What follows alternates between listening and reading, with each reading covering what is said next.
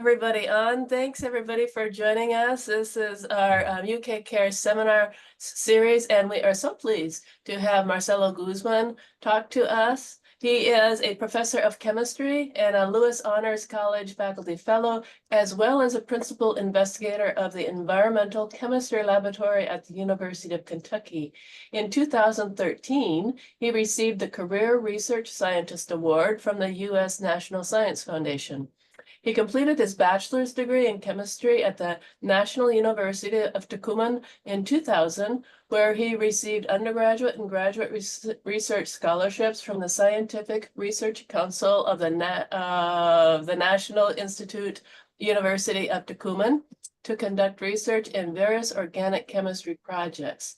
In 2001, he received the Argentine Chemical Association Award, and in 2002, he was an Andrew W. Mellon Fellow at the Metropolitan Museum of Art in New York, where he worked in the paper and photography conservation department at the Sherman Fairfield Center.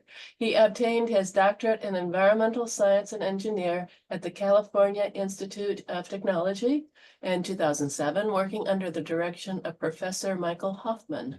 For his postdoctoral experience, he received a Harvard Origin of Life in the Universe Postdoctoral Fellowship to work with Scott T. Martin.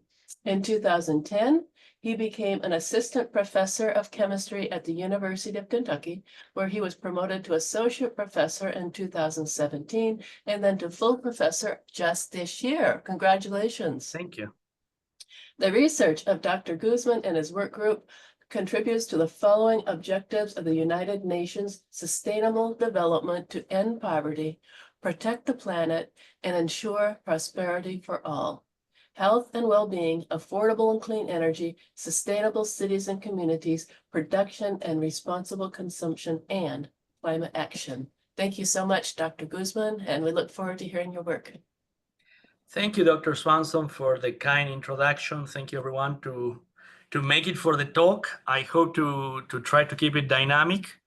Thank you to Dr. Pearson, too. He has invited me in the past, and it finally happened. It took over a year, but we are here.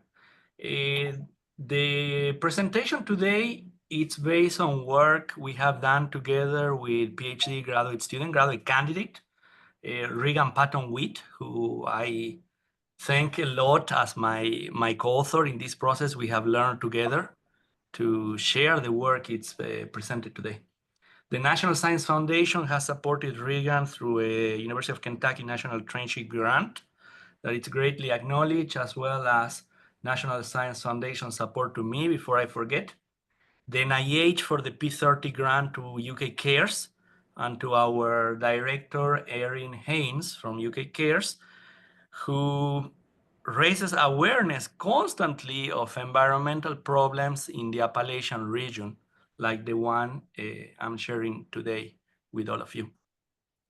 My laboratory does fundamental chemistry research in other topics of today's presentation. We work at chemical oxidations, photocatalysis, photooxidations, direct photochemistry to study the degradation of pollutants in air at the air-water interface from pollution sources such as combustion, biomass burning. And in the past, we have also done the study of reduction of CO2 into value-added fuels, and even built sensor devices, lightweight sensors of low energy consumption, and inexpensive, that could be mounted on drones for sampling greenhouse gases in air. So with that, I think we can move to the first slide. Give you a little bit of an introduction to landfills as crucial for waste management. Landfills from the beginning, they are designed for disposing large quantities of waste from society. Of course, they follow government regulation with the goal of preventing the contamination of the surrounding environment. And to keep in mind, as 2018, there are about 1,200 municipal solid waste landfills in the United States that help to reduce contamination by preventing the spreading of waste to the environment, and simultaneously to prevent disease transmission from the potential waste disposal. So landfills do contain the waste. They are designed for that purpose and reduce the risk of pollution spread.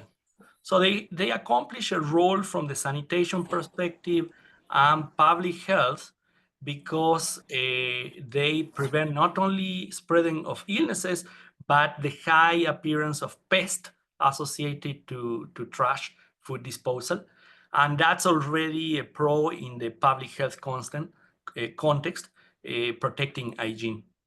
They are designed for the ideal waste decomposition of organic matter. And from that, methane can be captured.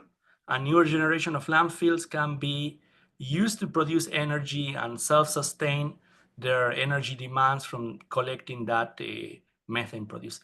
In the same way, the newer generation of landfills can facilitate recycling and resource recovery. Otherwise, all the waste just end up buried over time with the expectation that little by little will decompose in very long time scales. But of course, they must follow and comply with government regulations for all disposal, to manage all the waste, and to protect the environment. Keep in mind that all landfills are dealing with huge amounts of waste, but they do help our society and protect the environment and support all public health initiatives. So in the map, it's to give you a reference of our position in Lexington relative to Bristol on the center of the map, that little circle. And in light blue is just general sections of the states surrounding the white area that it's Appalachian counties. So this is a map, not the complete Appalachian region, but that highlights that Bristol is located in the Appalachian Mountains. So the landfill in the city of Bristol was launched in the year 1998. As an every landfill, the expectation was that it would last for about 50 years. The city is part of a 3-city metropolitan area together with Johnson City and Kingsport, and the metropolitan area spans into the Washington County of Virginia for Bristol and the Sullivan County on the Virginia side. The city works as a unified social environment, but administratively there are 2 city halls, independent businesses, independent taxation, but there was a common landfill. Okay, this is the Bristol landfill. The site chosen was a quarry site, naturally occurring.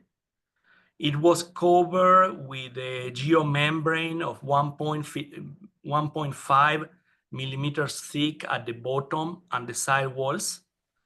On top of the quarry, of the geomembrane of the quarry, they positioned a clay layer, and on top of the clays, crushed stones that were contained with a mesh of wire to keep everything in place, while allowing water runoff and the high amounts of leachate that could be produced to also circulate at the bottom of the landfill. In the depth estimated of this quarry at the time of 2022 was about 76 to 84 meters completely full, from a total depth of about 107 meters originally. And the daily disposal amount about 500 tons of trash from a total allowed of 1,600 tons that could have been disposed on a daily basis. Again, from the previous slide, please keep in mind there are multiple impacts associated to landfills, because they can emit pollution to air, affecting the people, the society surrounding that property. And there could be potential contamination of groundwater from spillage of leachate and high production of noise during operation and typical development of pests. Around December 2020, the citizens of Bristol started to complain about very unpleasant odors and strong chemical scents.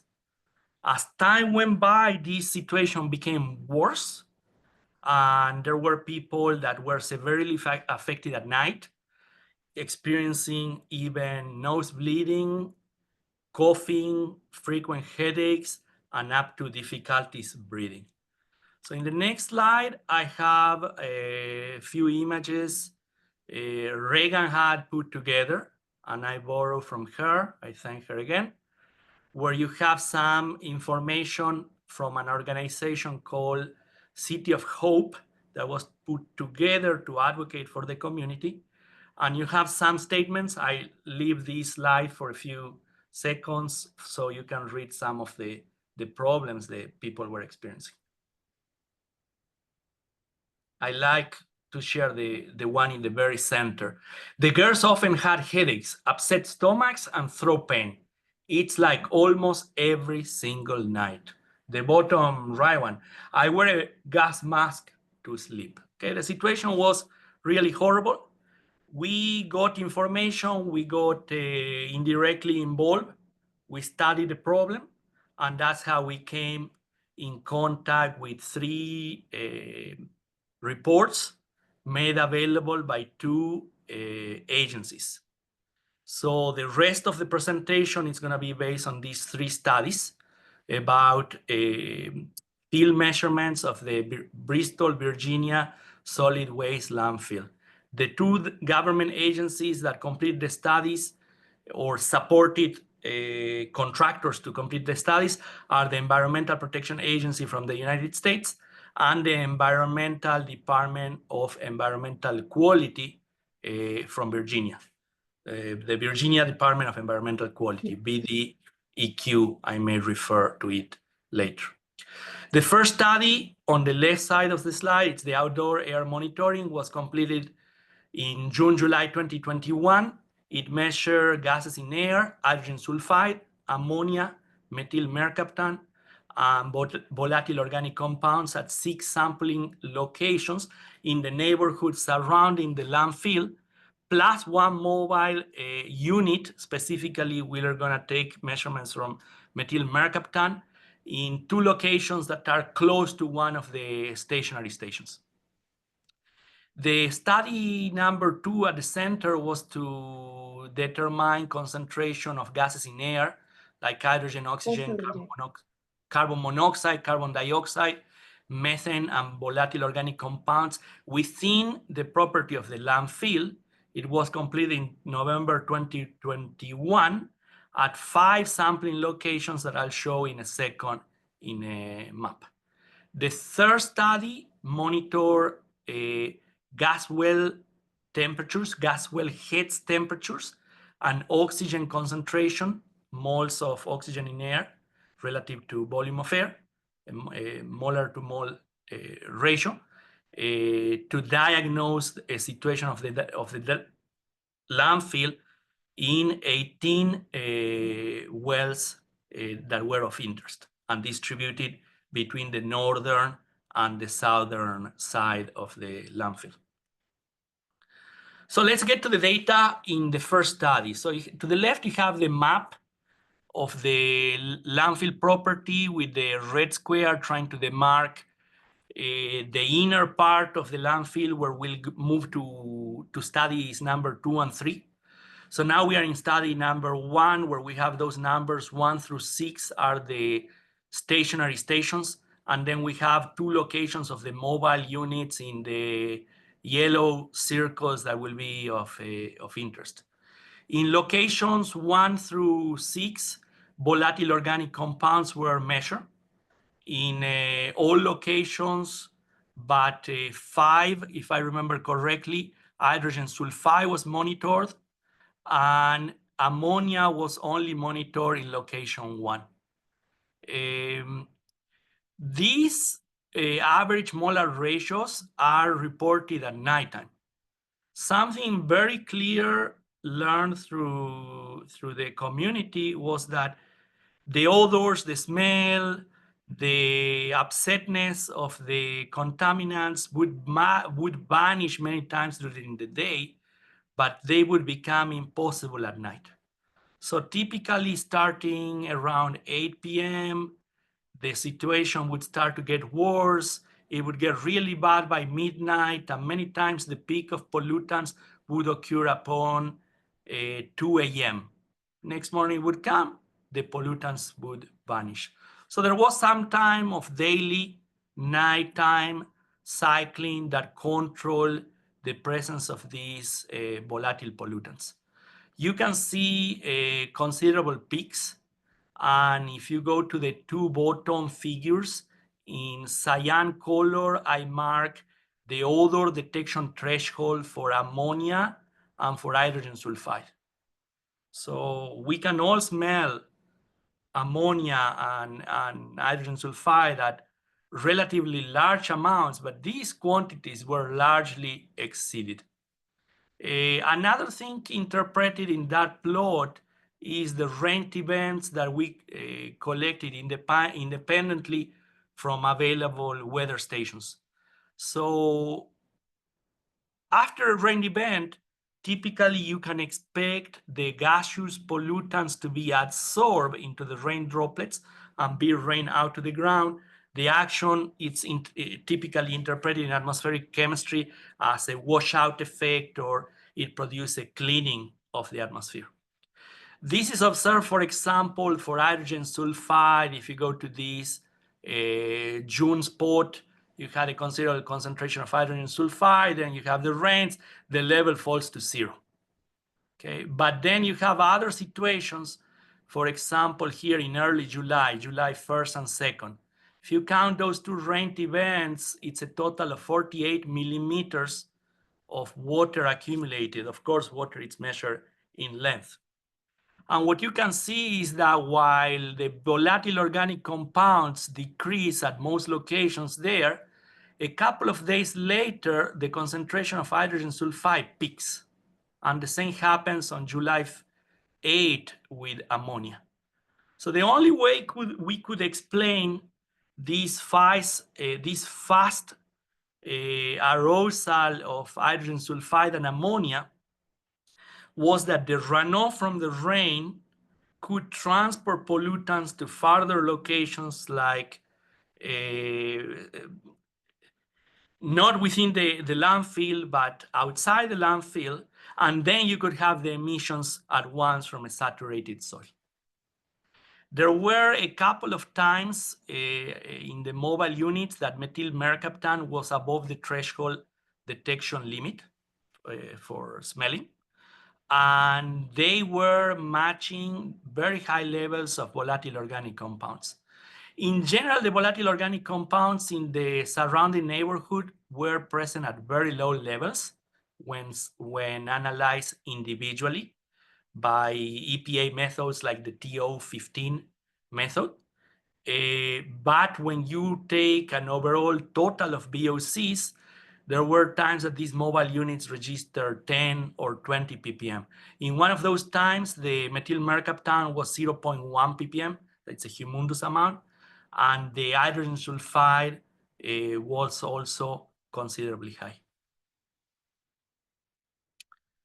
Moving into the second study within the landfill property, I tried to color code here the different locations studied. So in black, you have number 1, the so-called leachate tank. Number 2, the existing landfill, and that refer in the terminology of the reports.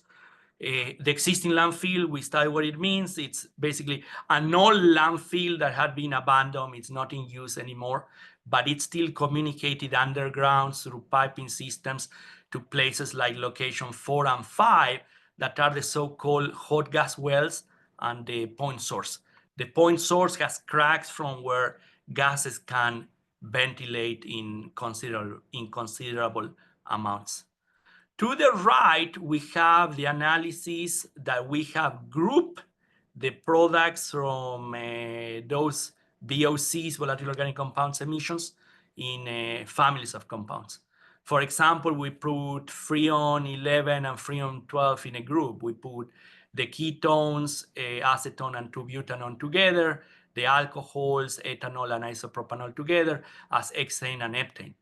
Then to the far right, you have perhaps the most interesting group of compounds, benzene, toluene, ethylbenzene, and xylene, that are more, we are more aware of their toxicity, perhaps benzene being the larger contributor to those large concentrations that could have a potential cumulative effect on the people working in the landfill or living in the surrounding of the landfill.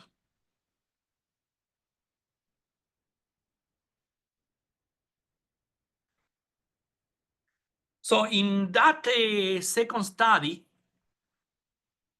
the measurement of the compositions of gases in air was also accomplished at the 5 locations. If you look at the gray broad columns on the chart, they are there to symbolize normal landfill operating conditions. So the gray bar shows you what should be in the air of the landfill if the landfill is operating normally as designed. In the color bars that are narrow in the front, you have the concentration of all of those, hydrogen, oxygen, nitrogen, carbon monoxide, methane, carbon dioxide, at the 5 sites on the left map. The left map has the red rectangle that symbolizes from the previous slide the section of the larger map that was extracted as a close-up or zoom. Okay. So what you can see here is that under normal landfill operating conditions, methane and carbon dioxide should be produced in large amounts from anaerobic biodegradation, and the ratio should be close to 1 or slightly exceed a value of 1.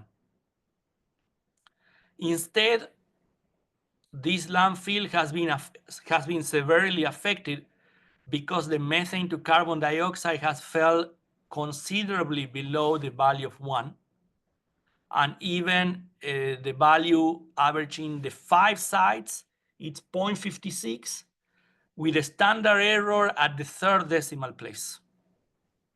So there is something that is affecting the whole landfill, intercommunicated underground, also through pipe systems, not only the runoff. And that is, I'm telling you now, an elevated temperature problem. If you look at the high concentrations of oxygen and nitrogen, 20 and close to 80%, you could get confused and think, well, the sampling was done wrong because those are concentrations expected in air background. And no, that's not the case. Why? Because the concentration of hydrogen and carbon monoxide are excessively high as expected from a normal operating condition or a landfill that has elevated temperature. There is a distortion. So if you have levels of carbon monoxide above 200 ppm, something is wrong. You could expect a high temperature underground has developed.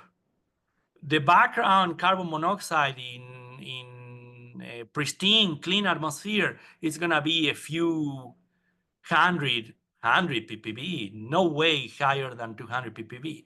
And in this figure, we have close to 2000 ppm carbon monoxide average with a 10% standard deviation. So what we did was to explain that while the gases were sampled, they were likely mixed with the background air. And if you have background air, you could think about aerobic biodegradation. The presence of oxygen can drive very exothermic reactions, and those will be limited to proceed only on the surface of the landfill. So moving to the third study, they monitor the concentration of oxygen on 18 gas wells and the temperature of the 18 gas wells. A normal landfill should operate showing O2 oxygen levels below 2%. Normal landfill, based on the Environmental Protection Agency, should not exceed temperatures of 65 Celsius. And I highlighted here those situations that exceeded the expected normal landfill operations. So you have plenty of gas wells with excessive temperatures and oxygen levels. And I'll focus on the ones that I highlighted in the circles to the left. Okay, in the northern portion of the landfill, you have well 64, 65. They reach 70 degrees C. In the southern portion, you have gas wells 66 and 67 that also reach 70 degrees.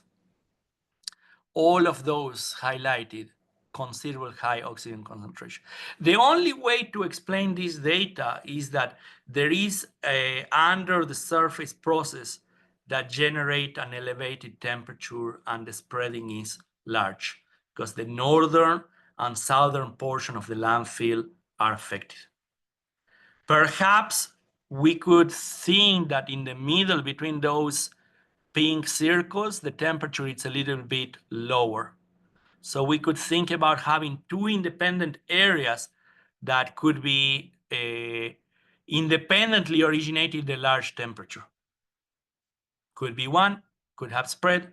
There could be a constraint to the heat transfer, or I don't know if there is any other option.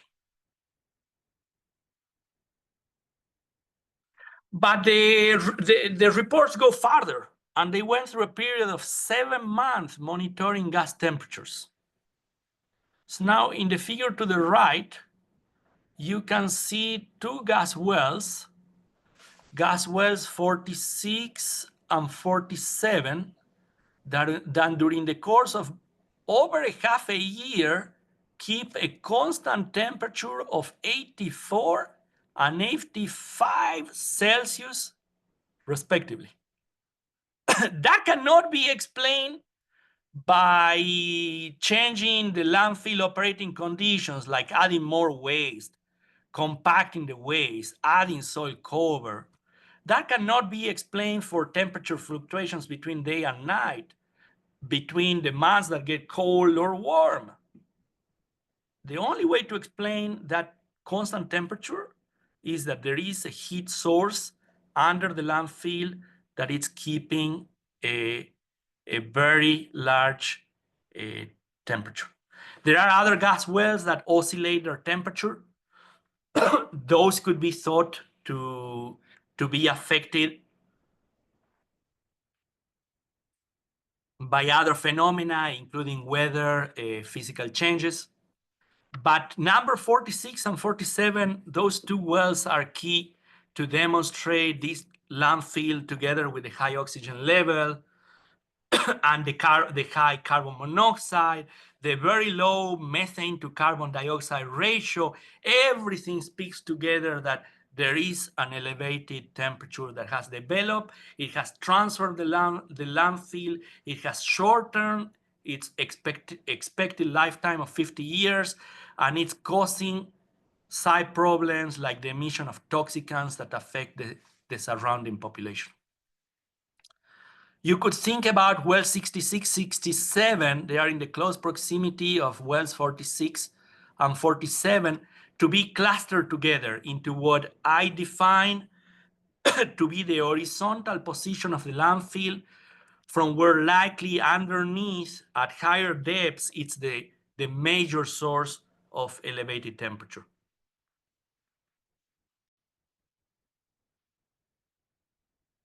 So describing the landfill, we put together this diagram to say 0 meters, it's the upper altitude of the landfill when it was created and it was empty.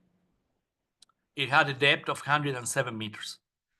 Nowadays, because of the filling rate per day, the top of the landfill oscillates between 23 meters and 31 meters that are available to still be filled if the situation would allow the addition of extra weight. Close to the surface, you'll have aerobic biodegradation, symbolized here with the simple reaction from a monosaccharide, a C6 sugar, that reacts with oxygen to produce carbon dioxide and water and release considerable amounts of heat that should not exceed, in principle, 65 degrees C. Under higher depths, you have the dominant pathway for degradation of waste in a landfill, that it's anaerobic biodegradation, where the example organic molecule is converted in stoichiometric amounts of carbon dioxide and methane that should determine the ratio of CO2, the ratio of methane to CO2 measured in the earlier study should be close to 1. But now I am adding a little bit more complexity here at the bottom, where I'm going to tell you in anticipation to the next slide, the presence of coal ash that was in the title of my presentation. There is coal ash there, and coal ash can undergo, the components of coal ash can induce two reactions: hydration, where oxides of alkali metals, alkali earth metals like calcium oxide can react with water, creating hydroxides. And the hydroxides, in the presence of the carbon dioxide from anaerobic biodegradation, can create carbonates. Both of these reactions are incredibly exothermic. Hydration will release about 1100 kilojoules per kilogram of waste degraded, and carbonation will release about 1.5 times more energy, close to a little bit more than 1700 kilojoules per kilogram. These are huge sources of heat. But the question is, where would such waste come from? What could have originated the elevated temperature in the landfill? I told in the previous slide, coal. Well, there is a historical record. Here I'm showing you two photographs near the year 2000 on the top left, where coal ash, it's a display as a stockpile near the base of the south end portion of the solid waste landfill, where wells 46, 47, 66, 67 were located at high temperature. On the bottom right, you also have a coal ash pile ready to be added to the mass waste near the year 2004. So we take that information, and knowing the waste filling rate, it's about 12 meters per year, we can backtrack with a simple calculation that the coal ash should be present at the depth of 90 plus minus 10 meters. Okay. Based on the time it started to be filled on 98, these photographs are proof from 2000 to 2004. So we have a deep source of coal ash. And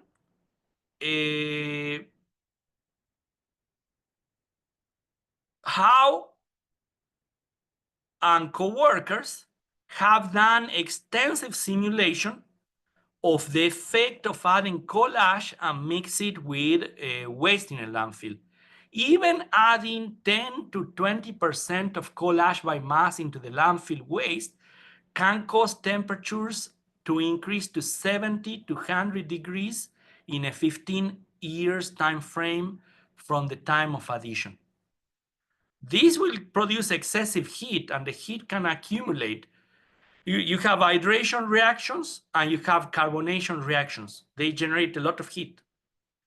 And I gave the example in the slide with just calcium, but there are other alkali and alkali earth metals that can do it. When coal ash is introduced into a landfill, as the case of Bristol, the pH will rise. The pH of the waste will easily go to 10 to 12.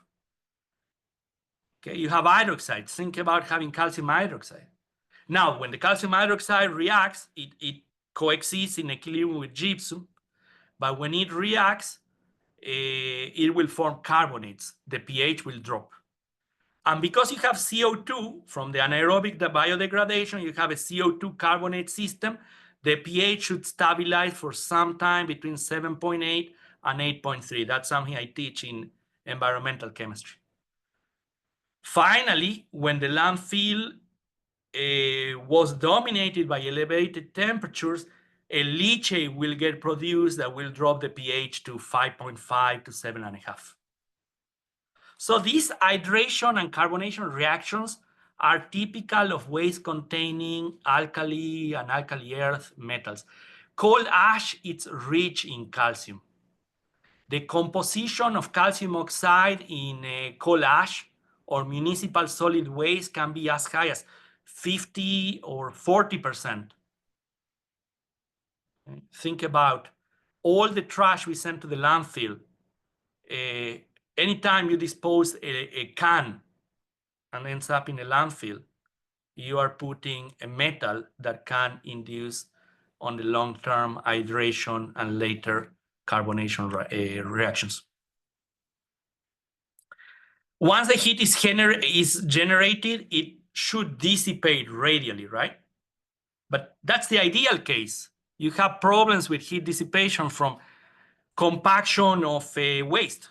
You also have, for example, here in our diagram, we put the water table to be at a depth of 38 to 46 meters from the top. So there could be situations where heat could accumulate farther because it cannot dissipate. It's a very complicated problem. So I think from the previous studies, the previous observations, we show that there is indeed a local impact of the emission in the residents surrounding the Bristol landfill, because it was confirmed that hydrogen sulfide was present, and that explained the respiratory irritation that people felt, the rotten egg smell, and why people felt irritable and suffer headaches. Ammonia explains straightforward the cleaning solution smell. You know, you can use ammonia to clean windows. That's why we associate it with cleaning. While the rotten cabbage smell, it's clearly explained by the presence of methyl mercaptan. All of the above compounds, together with, I add now, the presence of sulfur dioxide. Sulfur dioxide, it's a straightforward oxidation product of any compound having reduced sulfur. Oxidizers in the atmosphere will convert H2S into SO2.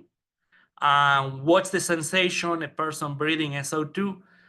The eyes, nose, and throat and the respiratory tract feel like burning. That also explains an observation at the surrounding neighborhood to the landfill.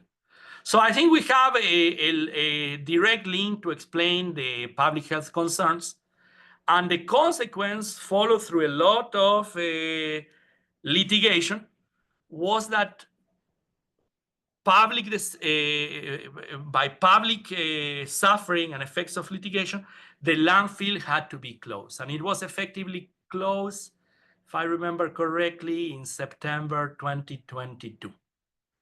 So we should wonder about the chronic effects of exposure.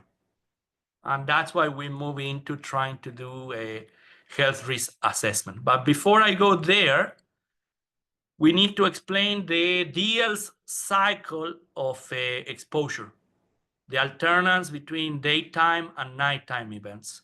So if we take noon as a reference, when the sun shines, there is available ozone in the background, there is production of OH radicals, the atmosphere is oxidizing. There is also very good convection mixing. Air parcels from the ground rise at high altitudes and mix well through the action of winds up to a typical altitude of 1,200 meters above the ground level. So there is a well-ventilated atmosphere, and at the same time, an oxidizing atmosphere where OH radicals get generated, and they can degrade molecules like hydrogen sulfide that it's not perceived anymore during the daytime. Instead, at night, the situation is different. The surface is not warm, but it becomes cool. The elevation of air parcels does not proceed anymore like during the daytime. The sun is not shining. There is not that convective mixing. So the so-called planetary boundary layer where the air is contained, that during the daytime it's spread at very high altitudes, now it's constrained at very low altitude, only at 10%. You can think about 100 and 120 meters, exaggerating, to constrain in a box the pollutants that are being emitted and are not degraded anymore by the hydroxyl radical, the detergent of the atmosphere. On top of that, the wind circulates above that surface layer, preventing the spreading of the pollutant outwards. So you have what is called an inversion in the atmospheric sciences terminology. You have an atmospheric inversion that retains the pollutants, and the pollutants are only going to be lost by diffusion or by a very thin, slow expansion of the surface layer. Now, when the morning comes and the sun starts shining again, the surface starts to get warm, air movement starts to generate again that well-mixing atmosphere, and there is ventilation, and the smells go away. This situation, of course, should be expected to become worse in the winter.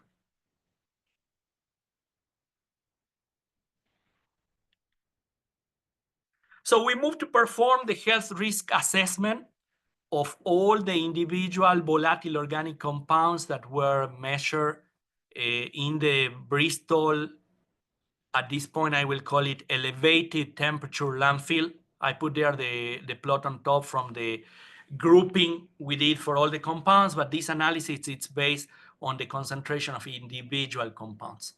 We compute the exposure, that it's a function of the concentration of the individual compounds. From there, in a second step, we are able to obtain the exposure rankings that will rank from 1 to 5, relate them to the risk level that are pre-established based on reference values, and use that information to calculate the chronic daily dose of intake by inhalation. Okay, we are only considering these volatile compounds to be present in air. We are not going into ingestion or dermal contact, only through breathing.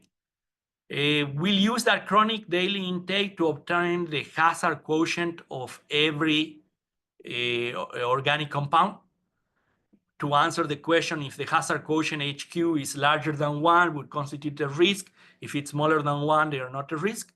And from the summatory of all the hazard quotients of the accumulation of organic compounds at each location, you can obtain the hazard index of inhalation at each site. That again would only become a problem if the HI hazard index is larger than 1.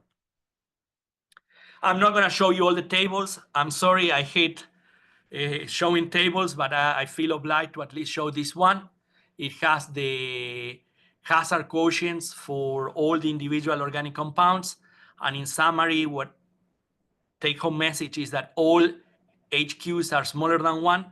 They do not constitute a hazard, non-cancer hazard risk to the 14 workers that had been employed at the Bristol facility.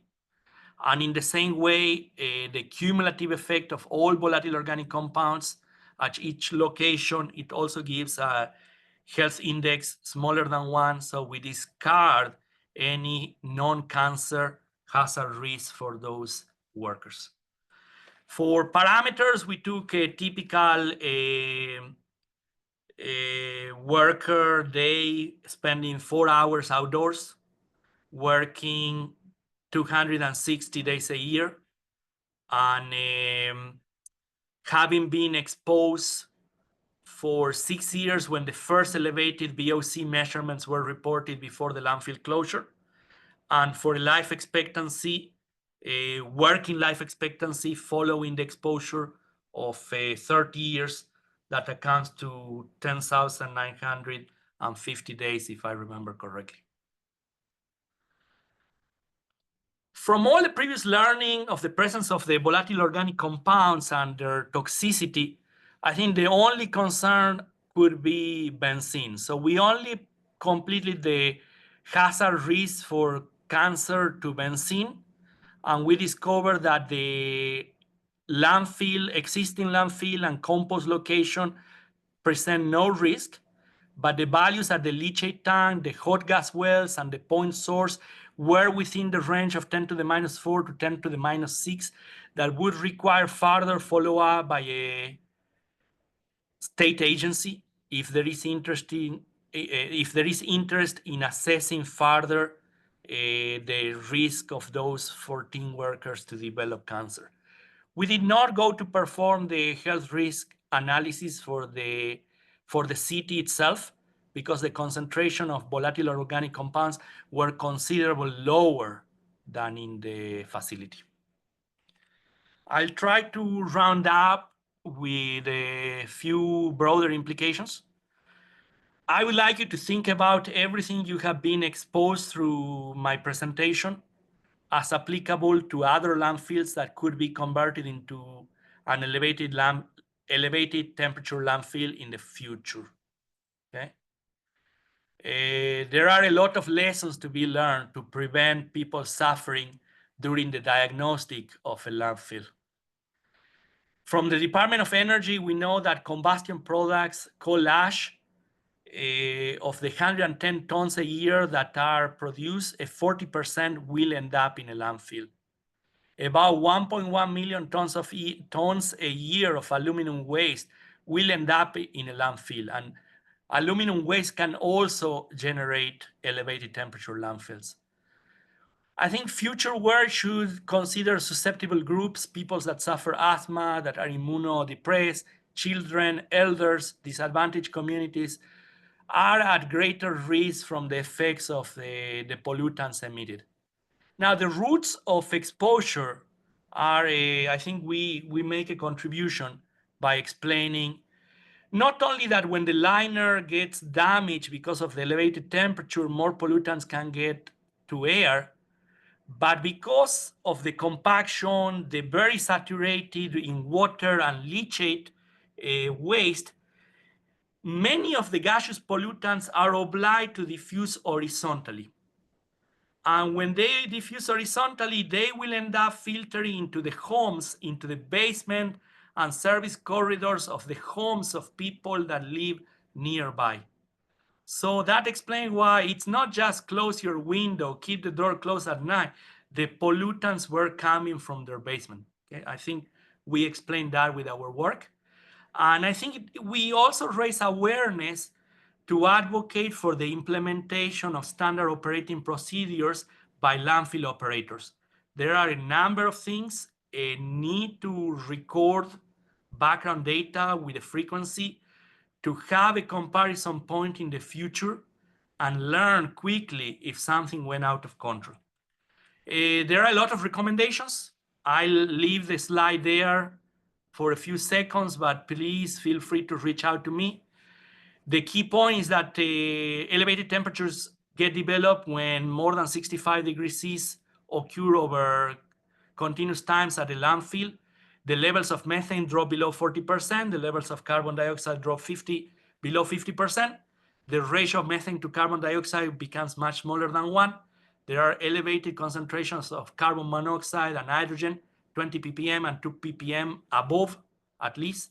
There is a production of ammonia, high levels of volatile organic compounds, and a high settlement of the waste, more than 3% per year. And this occurs with very large bursts, seeps of leachate. The leachate becomes very abundant, high flows, and it has a very high biological oxygen demand. And the the process occurring at high temperature in depth with a lot of matter on top generates high pressures from the gases being produced. So the typical increase in pressures are going to go above 0.5 kilopascals from all of these elevated temperatures.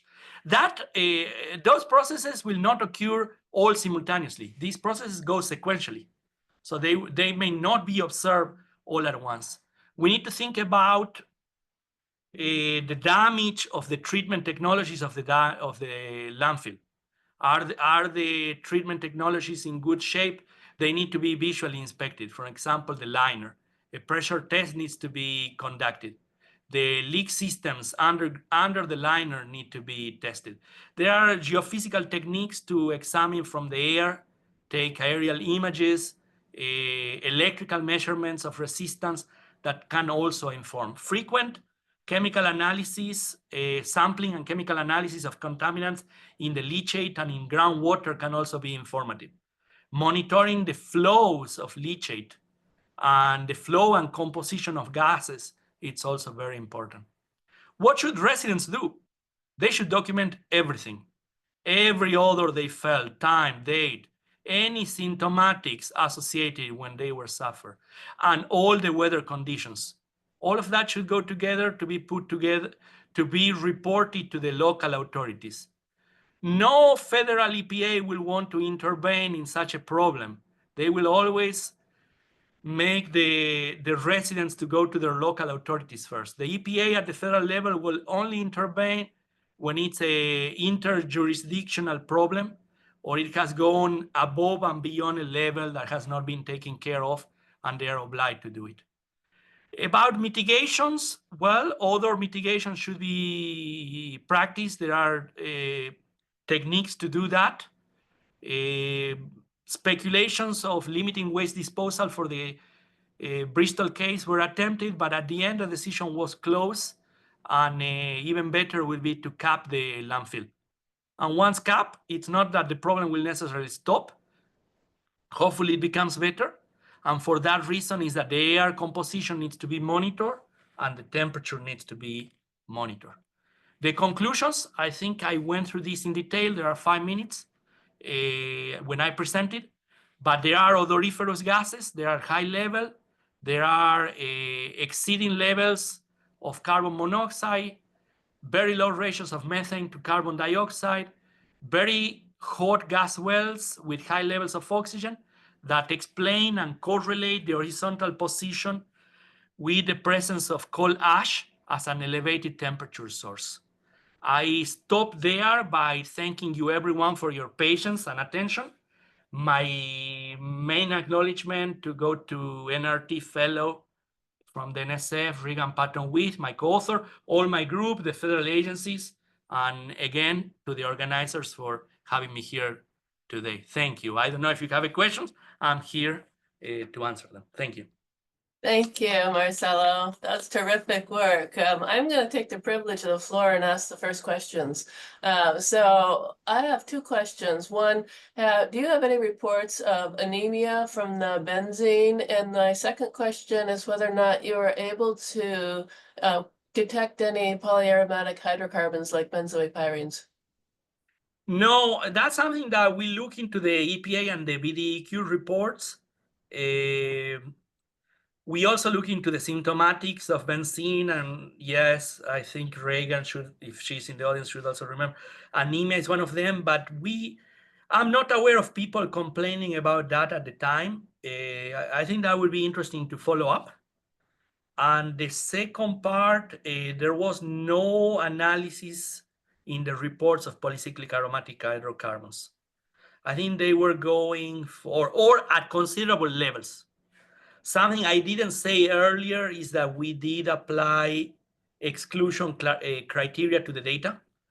So if they analyzed to search for polycyclic aromatic hydrocarbons, and I didn't report them, either I forget about them, or they were below the limit of detection, limit of quantitation, they would have fall into one of the exclusion criteria. Indeed, they would be concerning because of their cancer risk. But on the good side, let me tell you, there were no surface fires. So we were able to discard oxygen intrusion because they would typically be associated with surface fires, and there were no registry of surface fires at this landfill. Okay, thank you. You're welcome. Jason, I think you had a couple of questions. Yeah, so the first one was, I was wondering if this has become more of a widespread issue since EPA started regulating surface impoundments more strictly? I think they have started to become more of an issue.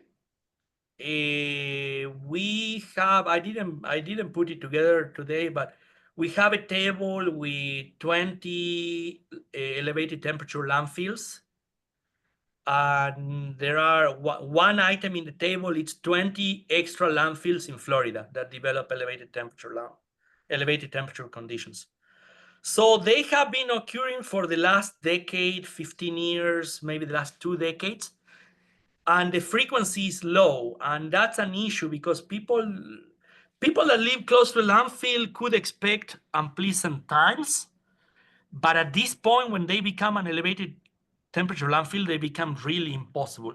The situation, it's pervasive. It's a constant suffering.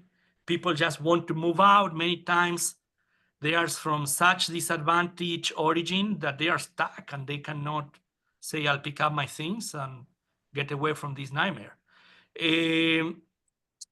Another aspect is that this was a quarry landfill.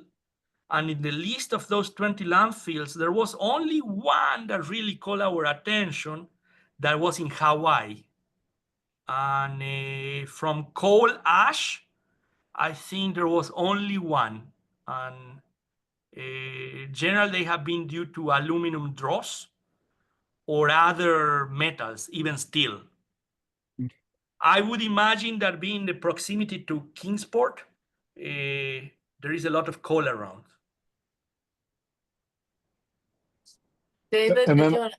Oh, go ahead. Go ahead, Jason. Yeah, I just had sort of a clarification question. So in your table where you showed the hazard indices, it looked like you were using an oral reference dose to calculate risk, and I would have thought you would have used an inhalation reference concentration. And I was just wondering about that. I think we try to do everything by inhalation. If I remember correctly, that's something we checked with Reagan to try to do everything by inhalation. I think there was only 1 or 2 compounds that they did not have inhalation data that were ethanol.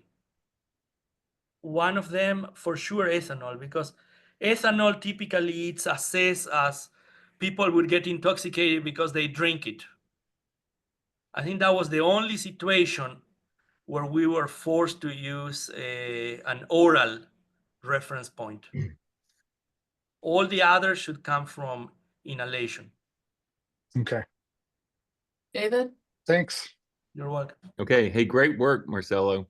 Thank you. So when these landfills are set up, at some point they start recirculating leachate to create the bioreactor to reduce the volume and everything else. Would the elevated temperatures impede that or cause a problem? Do you know? Like, was this landfill actually a They do. bioreactor? They before it do happened? because the amount they start to produce so much leachate that yeah, the pumping cannot satisfy all their needs. Gotcha. Okay. And That's a the sure sign. follow-up problem is that the leachate will start to spill. Yeah. And the leachate now comes loaded in pollutants that can be transferred to the gas phase. So pretty much So it goes out of control. So That's they've what I stopped. refer by the leachate sips. Very large Okay. volumes, very large But- flow. So they stopped recirculating the leachate intentionally once they realized there was way too much leachate. There's a big problem. I Do you- cannot specifically answer they stop it, but it becomes impossible for them to handle all the volumes. Yeah. Perfect. Thank you. You're welcome. No? Are you still on? Anna says that we might ask if people were complaining of symptoms of anemia, that they had fatigue, shortness of breath, dizziness, since it may be those folks that did not think about getting themselves tested. So I guess she's indicating that they'd be your early responders that you'd want to, if you wanted to do follow-up. That would be interesting. That would be interesting. These are a few of the statements. Is that what you meant? So did you unmute, Anna? Yes, my thought was, you asked if there was anemia related to the benzene, and what I was thinking was we justify a lot of symptoms to ourselves every day. Oh, I'm just tired, I'm getting older.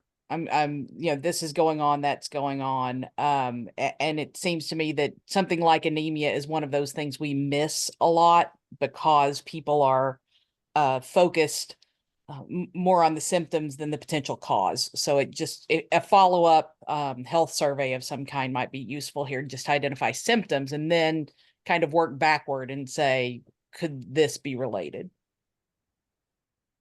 Interesting.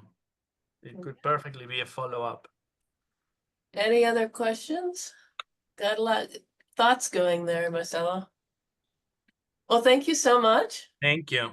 Really informative, and I just thought it was a great example too of science and advocacy working together. Thank you. It's very new research for what we do, but I thought it was important to complete something, and it was a good UK Cares Center in Appalachia. I thought it was appropriate and that people would benefit and enjoy it. If there are Excellent. questions in the chat, I'm sorry I have not read them. I've been reading them out to you. Oh, thank you. Thank you. Yes. Thank you, Yes. everybody. Thank you. Take care.